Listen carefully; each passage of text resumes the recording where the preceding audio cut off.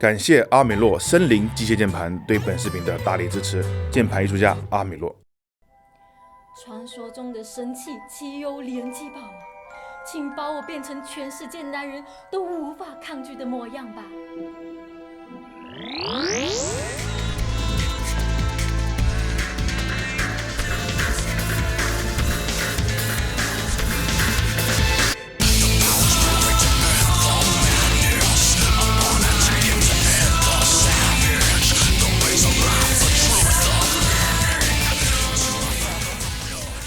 全宇宙的华人玩家们、手魔猎人们，你们好，感谢收看《就招玩游戏》，我是聂俊。今天我们来聊最新的游戏《黄牌空战5》。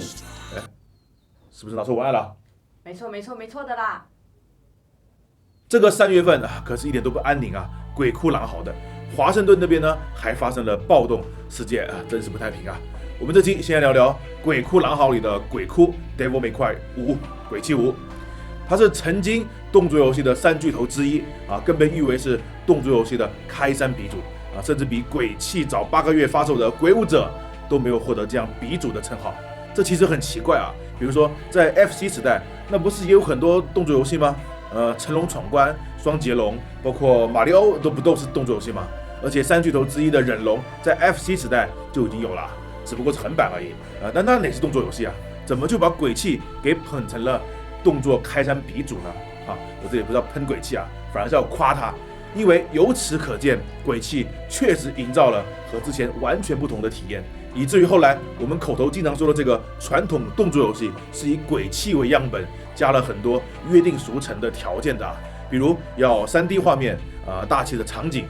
丰富的武器，繁多的招式，更要有爽快的连招，场面要够火爆等等。总之，自从鬼泣出了之后，像鬼泣的动作游戏才是传统的动作游戏这个说法虽然经不起考究但是却一直在业界流传着。那在视频开头，我们先不纠结这观点是否正确先默认这个观点，尾巴再来对这个观点进行另一个角度的思考。然后在这个观点下呢，这几年就有一个声音了，说传统动作游戏没落了3大巨头好久没有出续作了。新晋的挑战者呢，泪天使魔女销量也一般。最后终于等来了新一作的战神，结果却进行了大变革，变得有些人认为不再是动作游戏。终于现在给这个名词下定义的鼻祖鬼泣，以传统动作游戏回归，复兴传统动作游戏的姿态回来了，因此业界备受关注。而本视频呢，也以这个问题为主线去鉴赏鬼泣5。所以在视频的前半部分，我们先分析一下到底鬼泣为代表的动作游戏为什么没落，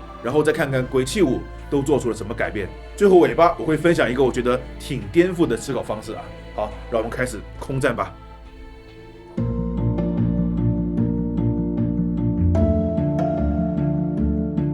我们先来聊聊我认为传统动作游戏没落的原因。最直接的就是各大传统动作游戏销量难以突破，倒不是说销量不好，而是难以看到增加的空间。开山鼻祖鬼泣1卖了216万，鬼泣2稍微有点赶工，立马反映在了销量上，卖了179万。鬼泣3系列经典卖了230万，鬼泣4来到了次世代，玩家基数也更大了，才勉强过了300万。DMC 鬼泣那么颠覆，240万已经算是表现不错了但总的来说，相比日益提高的制作成本，这个销量提升幅度并不算好看。而猎天使魔女这个同样来自神谷英树之手，并打算拿来超越自己创作的鼻祖鬼泣，各种媒体都给予高分肯定，背负众望的游戏，第一代的销量却只是在几年后勉强超过200万，而第2代被 Wii U 拖累，直接暴死。另一个 ACT 代表人物忍龙，整体来说还没鬼泣卖得好，第1代和第2代都刚过了100万，而第3代连100万都不过的销量，导致这个系列被打入了冷宫。战神3卖的倒是不错，520万，但是前2代分别是460万和420万，这个涨幅也不大。虽然最终520这个数字看上去不错但如果到了 PS4 时代，更加高昂的制作费用，如果还保持这个销量，就不见得是笔好生意了。特别是之后的升天、低迷的销量，让制作组明白了，再做同样玩法的游戏更加难以有突破。当然，销量低迷导致开发商不愿意再开发，这只是很多原因导致的结果。所以要了解鬼泣5的改进，还是得探究导致这个结果的各种原因。首先是游戏玩法难以有大的突破，创意基本枯竭。这个很好理解，这么多年来，动作游戏仍然是这样，用眼花缭乱的招式在一个一个关卡里干掉敌人，然后就很难有什么改变了。比较晚出的小姐姐纪元，为了创新融入了各种固定视角，却也只是在温习动作游戏的发展史而已。和战神升天一样，如果这个类型不能突破玩法，那么玩家群体就很难扩大。而第二个难题也同样导致玩家群体的局限，那就是控制难度太大。倒不是说游戏本身有多难，至少没有像魂 like 游戏那样让人想摔手柄，而是说如果想做出厉害的操作，如大神一样打出华丽的连招，实在太难了。而在过去网络视频没普及的时代，这还没所谓，反正也没见过大神的打法，自己只要能过关就行，说不定还自我感觉良好。而随着网络视频的普及，看过大神的操作后，自己的打法就显得寒酸了，想练又要付出太大的代价，能做到的人屈指可数，挫败感和距离感就产生了。所以越来越多的人宁愿视频通关，甚至只看剪掉了战斗的过场剧情。可能有朋友质疑了，魂 like 游戏也那么难，还摔精英手柄，为什么仍然那么多人玩呢？好吧，是这样的，首先其实魂 like 游戏玩的人也不多，黑魂系列每一代都是300万多一点的销量，也没比传统动作游戏多多少。做这个类型的厂商也是少数，它只是话题性强，大家都在聊而已。其次，我曾经在聊黑魂3的时候也说过，魂 like 游戏的难是关卡设计上的难，只要有点耐心就很容易突破难度，这和忍龙鬼泣这种要花大量时间练习手指的难完全不是同个类型。事实上，魂 like 游戏的操作并不难，就那么几个招式，哪怕人王的操作相比忍龙也大大简化了。而那些传统动作游戏不仅操作困难，而且招式还多到一匹，别说那么多武器了，就一个武器，看看那一下子刷不到底的招式列表，真的能背得下来吗？事实上，就算是高手，会用的也就那么几招，普通人就更不用说了。卡普空以为玩家们是这么玩的事实上玩家们是这么玩的。过多的招式并没有合理的提高游戏难度，反而让游戏的操作过于复杂，劝退了不少玩家。而如果以上说的是动作游戏自身的原因，那可能接下来要说的外界原因给到的压力会更大。在过去游戏技术力不高的情况下，大多数类型的游戏对角色的控制力或者说操作感是很低的。RTS 游戏只能命令角色移动、攻击、防守，射击游戏就只能开枪。RPG 游戏不管是回合制还是计时制，事实上只是在选择技能。这些低操作感让玩家觉得和游戏似乎隔着层杜蕾斯，但是动作游戏就感觉不一样了，玩家可以更大程度的操作角色，甚至比格斗游戏更自由。加上精彩的关卡和动作游戏一开始就强项的表现力，就会给玩家带来巨大的震撼。想想看，之前还在玩业界最顶尖的游戏《最终幻想9》和《博德之门》，接着就看到了鬼泣里但丁华丽帅气、行云流水的战斗，能不兴奋吗？我至今仍然记得第一次看鬼泣视频时，那瞪大的眼睛比死蛋的鼻孔还大。游戏我勒个去，竟然还可以这么玩，太吓人了！而且这种震惊还在不断刷新。忍龙出现后，震惊动作还能这么变化多端、衔接自然；战神出现后，震惊战斗还能那么大气热血。那个时代的动作游戏能不火吗？但是随着技术的发展，现在这些动作游戏的优点已经不再只局限于动作游戏了，射击游戏、RPG 游戏都融会贯通，学会了很多动作游戏的优点。射击游戏场景越来越大气，攻击方式也更多样。RPG 游戏甚至引入了动作系统，像黑魂、龙之信条、龙腾世纪这些 RPG 给到玩家的操作感并不亚于动作游戏了，甚至因为其简化反而更加值得研究。就连原来只能点技能的网络游戏都出现了剑灵这样的动作化，完全的操纵感、流畅的招式和战斗、大气的场景，这些已经不再是动作游戏的独有了。那么动作游戏被其他类型游戏分流就是必然的。而在有以上那么多内外因素的情况下，传统动作游戏又非常难以开发。我在《生化危机2》里说过，恐怖游戏是非常难开发的游戏，但传统动作游戏可能难度还在恐怖游戏之上，特别是动作设计、战斗系统以及最玄学的打击感，不是好几年积累和大量的人力资金去打磨，是不可能打磨得出来的。因此这么多年来，各种类型的游戏都有不少经典作品，但唯独动作游戏能叫得上名号的，好像就诞神龙女这4个啦，以及对应的开发这4个游戏的工作室。不少大公司甚至至今连打击感都做不好。那个谁说你呢？希望你第6代打击感能有进步啊。因此动作游戏开发难度巨大，对人才经验积累的要求也很高。卡普空传说中关于打击感的文档，估计现在已经积累到30G 了，而且画面还必须与时俱进，因此开发成本更加水涨船高。但是面对无法扩大的受众人群，就算300万、500万已经是个不错的销量，但这笔账仍然是怎么算都是亏本的呀。传统动作游戏的这个黄昏看来是必然会来到，因此我们看到战神为了突破枷锁，完全脱胎换骨的转变。不管有多少人不习惯、不喜欢，上千万的销量确实证明了这个转变是值得的。那现在看来，似乎动作游戏的鼻祖天尊鬼泣并不打算和战神一样颠覆自己，而是选择在自己原有的方向上进行突破、进行创新。这虽然让传统动作游戏的玩家拍手叫好，但同时也带着巨大的风险。所以接下来就让我们来看看这个鼻祖天尊是如何挑战动作游戏的诸神黄昏。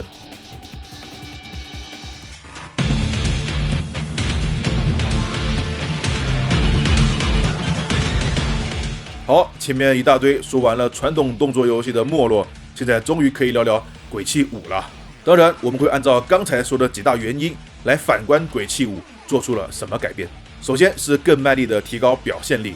这里的表现力不只是画面质量，当然画质也是重点。有人说画质并不能提升游戏的可玩性，或许是对的但是对某些游戏类型来说，画质还的确能够提高游戏的可玩性。动作游戏就是之一。借助 RE Engine 的功力，这一代的画质已经无可挑剔了相信各位自己看着也养眼就连每一个红魂上的人脸都雕刻的细致入微对了，这个视频是有 4K 的哦。这种画质的提升虽然并不影响游戏系统，但是动作游戏首先是要爽，要血脉喷张，画质的提升能够更好的营造这个效果，这就等于是为游戏性铺路。当然，画质的提升是必须的，表现力的其他方面才是为了解决动作游戏的难题。例如，更加华丽的提升剧情演出，满足类似如龙那样热爱看演出的玩家。其中 Nico 每次开车闪亮登场的演出就都非常有意思，看他登场的桥段都成了我的乐趣之一其次就是把剧情做得更加复杂，更加有张力，让剧情党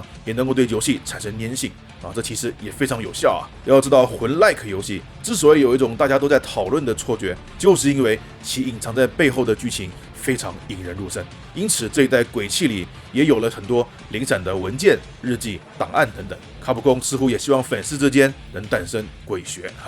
那至于到底能不能挖掘出什么有趣的故事，就看广大玩家了而就算是主线剧情，也比前几作更加有看头，更有悬念，并且和前3代相对独立的剧情来说，这一代的剧情是紧接第4代之后的。卡普空明显希望以后鬼泣的剧情都能串联起来。当然，这个主线剧情对于 RPG 等类型来说仍然显得简单，但在动作游戏里已经是很有意思的了这里就不剧透了希望弹幕也不要剧透哦。提高演出和剧情的张力这种方法，其实在鬼泣4开始就在努力了虽然4代主角 Nero 人气远远低于但丁，但他和女主角 Kyria 之间的感情故事，再配上 Shall Never Surrender 这首主题曲，确实让人动容，让人印象深刻。对了，这一代 Nero 和 Nico 到处鬼混， Kyria 哪去了？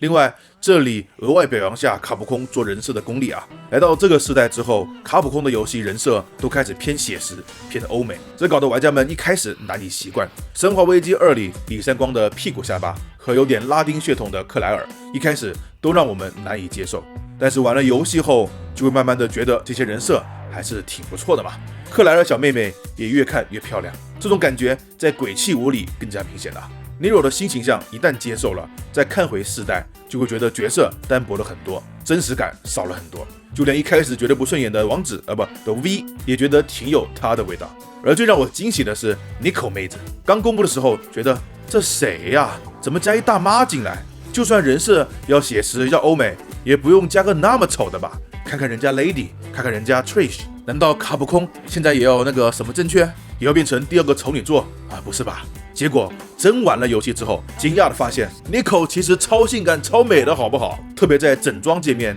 ，Nico 清凉酷酷的衣服、个性的发型、挑逗的动作、邪魅的表情，总是能让人忍不住多看几眼。我甚至觉得 Nico 是这一代里塑造的最鲜活、最可爱、最有魅力、最令人印象深刻的角色。当然，这只是我个人审美喜好，不代表全部。或许还是有人无法接受 Nico， 但至少连续2个游戏下来，业界整体以及对卡普空的人设能力刮目相看。在这个日本大厂开始转变画风的时代，卡普空先取得了不错的成效。OK， 欣赏完了 Nico 的小蛮腰，擦掉口水，我们还是回来看游戏系统上的改变。这些就真的是牵一发而动全身的改变。第一个大动作就是增加游戏角色，可以操作的主要角色增加到了3人之多，而且这是在主线剧情里占比平均分配的3人。这和第4代以 Nero 为主，但丁打辅助，以及历代通关后增加隐藏角色是完全不同的概念。这是在最重要的第1周目的体验里就主打3个角色，如果再加上以后的 DLC， 可能会出现 V 哥、Lady、Trish 等人可操作的角色就更多了。相比传统动作游戏一般只有1个主要角色，这样的改变会更偏向于 RPG 化。3个角色的战斗风格也大相径庭，给玩家提供不同的体验和选择。先扩大了人群基数，也让玩家有更多的深挖战斗系统的方向。对了，卡普空爸爸能不能出个操作 Nico 的 DLC 啊？第2个大动作是在增加角色的同时，反向操作大幅减少角色的招式数量。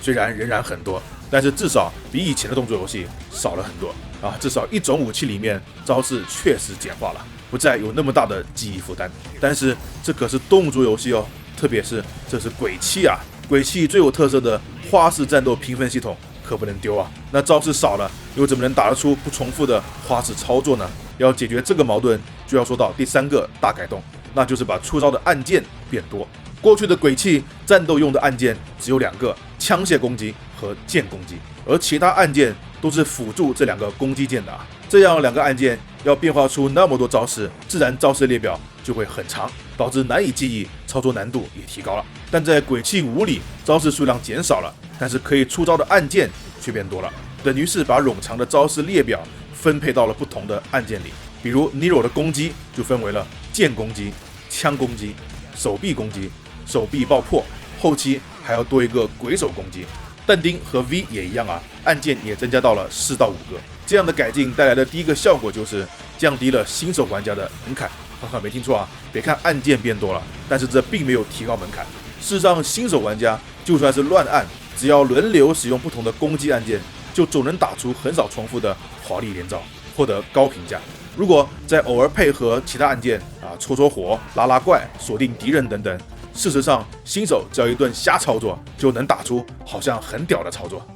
相比过去要在2个按键里打出不重复的操作，门槛确实降低了。这不仅稍微抹平了高手和新手之间的差距，也进一步扩大了游戏人群。但这么做同时也带来第2个效果，那就是也提高了上限的高度。现在对那些喜欢钻研连招和操作的高手们，难度将会更高，需要花更多精力去练习，因为这些按键基本都可以同时操作。过去只有枪械蓄力而已，现在呢，枪要蓄力，机械臂要蓄力，剑要攻击，同时鬼手也可以攻击，同时还可以戳火。有些招式还需要按下锁定键，偶尔还得爆破手臂，拉敌人。这么多操作要同时进行，并且不是乱按，而是有意识的操作，只有顶尖高手经过大量练习才能做到加上还有同样复杂的但丁和 V， 这下对那些愿意去钻研的大神们来说，这个游戏估计可以钻研个1年喽。因此，以上说到了一整套战斗系统上的改进，增加多角色、多种战斗风格，精简单个武器的招式，分配到更多按键上。这么看来，有点像格斗游戏进化的感觉这样一来，降低了新手的门槛，同时也提高了高手的上限，满足了2个极端的人群，确实扩大了人群范围。但毛病就是有点委屈了处于2个极端中间的玩家。这种玩家既不想当个新手，轮流胡乱按键，也没有条件像大神一样去苦练操作，他们只是希望能够从容操作，去完成一些简单的连招。结果他们会发现，这么多按键控制起来比过去难了很多，自己煞有其事的去操作，去变换招式，可能真的还不如直接变成新手，乱按一通来得有效。这点在玩 V 的时候尤为明显。我就属于这样的人，不知道你又是哪种玩家呢？刚才说了，动作游戏还因为强烈的操作控制感，让这个类型比其他类型更吸引人。但其他类型的技术进步抹平了动作游戏的这个差距。这个情况，作为动作游戏的创作者们肯定都知道。因此，一直以来，创作者们都在加强动作游戏的控制感，以拉开更大的距离。猎天使魔女的魔女时间，瞬间闪避后换来的高收益。尼尔机器纪元里，小姐姐直接背着2把武器，不用切换都可以自由使用，本质上都是为了加强其他类型没有的掌控感。尼尔甚至丧心病狂地允许自爆小姐姐的裙子，这更是任何 RPG 也体验不了的高端体验吧？什么？我老滚不服！而刚才说的那么多鬼泣5的改进，除了扩大人群范围，本质上依然是为了加强控制感。我们也的确在鬼泣5里感受到了，哪怕现在的其他类型游戏都无法体验的操作快感，一顿乱按猛于虎啊！因此，鬼泣5对于传统动作游戏的调整，给出的答卷是更好看、更爽爆、更容易上手，却也更难精通。相比新战神，这是一种非常保守的做法，几乎没有跳脱出自己原有的框架，只是在努力把这个框架的范围变大而已。这对类型粉丝们来说是深得我心，但这能不能挽回甚至拯救动作游戏这个类型，那就还要再观察一段时间。但丁，你要征服的可不只是魔界啊！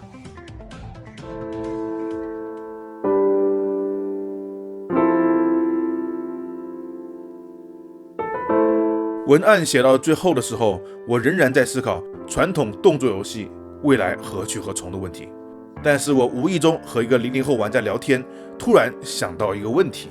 都说新战神转了方向，不再是传统动作游戏，这种转变让不少系列老粉难以习惯。同时也都说鬼泣5才是正统动作游戏，大家欢呼动作游戏的回归。但这两部作品除去内容，真正的本质上的区别在哪里呢？说实话，其实我没有想明白。都是3A 大作，都有操作感极强的动作成分，都有精美大气的画面，都有魅力十足的角色，同样也都有华丽流畅、可爽快、可困难的连招系统。为什么战神就是系列革新，鬼泣就是正统回归呢？难道只是因为那个稍微放低了点的镜头？显然不可能。事实上，战神里战斗时，镜头一样会拉远一点，而在鬼泣5里非战斗时，镜头也会变得非常接近越肩视角。镜头位置这种东西，老早就不是技术上的难题，就连全面战争这种策略游戏都有单兵追尾镜头，镜头的使用早就已经超越了游戏类别的界限。唯一不同的用法就是战神里的镜头也控制着角色的面朝方向，导致角色是以进退横移的方式移动。而鬼泣5里，镜头和角色的面朝方向是分开的，角色是以转向的方式移动。但是这个差别影响其实非常小，甚至鬼泣5里一个锁定按钮就能达到差不多的效果。这个差别并不能从本质上影响游戏的玩法。而至于其他什么战神的半开放地图、战神的并不自由的装备系统，都更加不能改变两个游戏的本质。事实上，用战神的系统一样可以做出鬼泣5，用鬼泣5的系统也可以复刻出战神，甚至交换引擎都可以，只不过视角、半开放地图、剧情和演出等等对调了一下而已，底层的体验并没有太大的变化。那么至此，我真的想不出战神革新在哪里，而鬼泣又传统在哪里。我唯一能想到的最大区别是，在官方宣传上，战神就不断强调革新，而卡普空却没有类似的字眼，反而默认回归传统的论调。两种不同的宣传策略，就直接导致玩家把两个游戏贴上了不同类型的标签，却忘记了思考本质上两个游戏并没有类型上的差别。当然，在两个游戏发售前，没人知道哪一种宣传策略会更好，但现在来看，战神首周300万的销量，鬼泣5的数据还没有官方公布，但是看现在的情况，首周销量应该没有达到战神的成绩。当然，这也因为战神在宣传力度上大于鬼泣5，但宣传的侧重点不同，确实影响了我们对两款游戏的判断。跳脱出舆论的影响，独立思考真的很难，一不小心就会掉进去。事实上，这么看，动作游戏的没落是一个伪命题。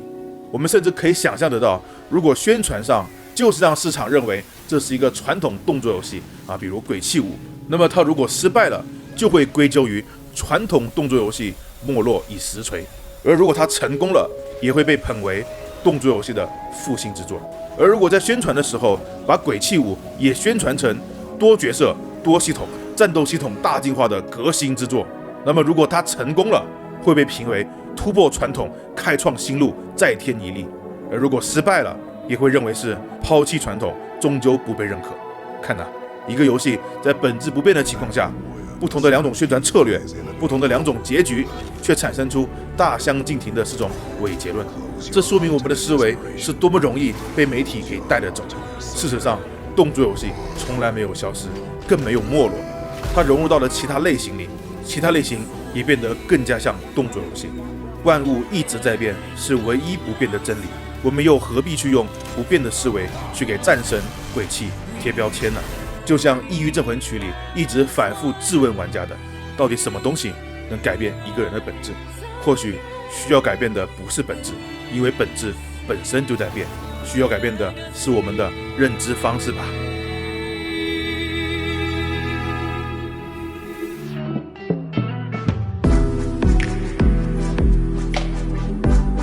OK， 购买建议。这次购买建议呢，思考方式有点不同啊。对于热爱传统动作游戏的玩家们来说呢，鬼泣5是肯定不能错过的，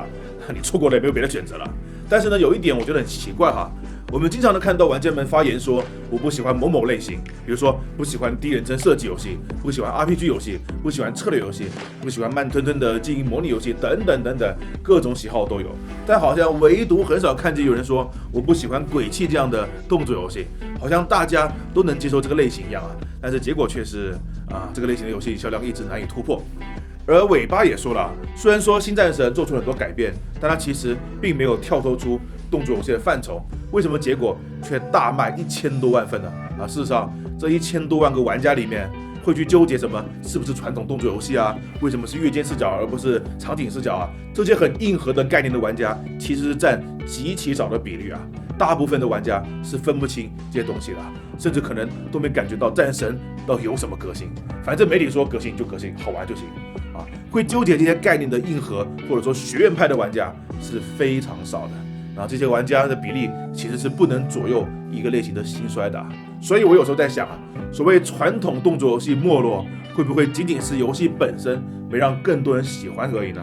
所以对广大并不在乎传统动作游戏的玩家，对于鬼泣5，我的建议是不要去在乎听信什么动作游戏经典回归这样的论调也不要被传统这个称呼给吓跑了。手残也是可以玩的，就以游戏本身品质去看待，鬼泣5品质一流在这几个月的游戏里呢，竞争力都是很强的。但它的剧情、它的人设、它的玩法是否喜欢如果不喜欢呢，再经典回归也是白打比如说我们团队的女孩子比如11就会被战神的剧情给打动，印象深刻，但却对鬼泣里很装逼的演出和剧情没有太大的感觉但如果你喜欢鬼泣这些气质，管它是动作游戏还是 RPG， 管它是革新还是保守，这么高品质的游戏就不应该错过。为了帮鬼泣扩大人群范围，我算是仁至义尽了好，最后，如果你是 PC 键盘党玩家由于这一次鬼泣要同时按下很多按键，所以准备一个全键无冲的阿米洛接键盘也是很有必要的那联机宝嘛，鬼泣5暂时派不上用场但是如果你要去华盛顿平息暴动，那修联机宝最好也要准备一份然后你先去过段时间我去华盛顿找你们这期间还要去一次日本，好忙最近。OK， 收到 Gameker 玉同在，我是聂俊。